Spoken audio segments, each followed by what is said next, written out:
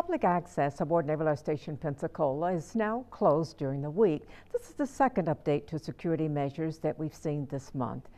Haley Samples joining us now in the studio. And Haley, this is part of an effort to ramp up security on military installations all across the country. And this change is restricting access to prime Pensacola locations for both locals and tourists.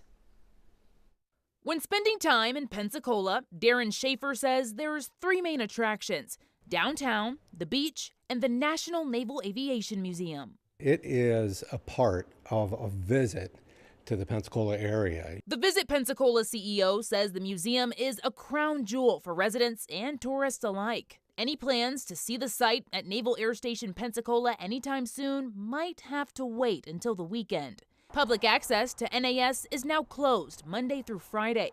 The change now in place until further notice. We get reunions that have been impacted by this and group tours. The American Cruise Line, that's been here in March out at the end of Palafox Street. That's one of their excursions. You can only get onto the base during the week if you have a Department of War ID. On weekdays, the general public won't have access to the museum, the lighthouse, or the flight line for Blue Angels practices. The first practice flight is scheduled for next Tuesday.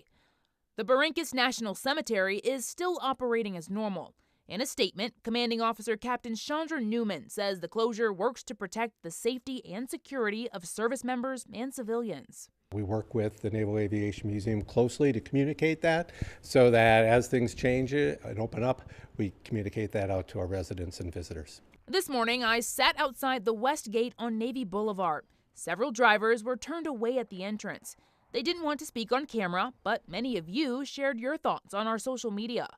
Walter says, well, I'll never get to go see the museum or lighthouse again then as I work weekends.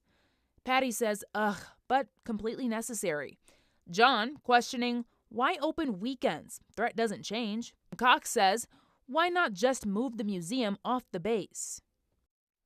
The base says individuals with a military ID can bring up to 15 civilian visitors in a single vehicle on base on weekdays. Now, on the weekends, all visitors will have to go through a background check at the Visitor Control Center before entering the base. Reporting live from the studio, I'm Haley Samples, WEAR News.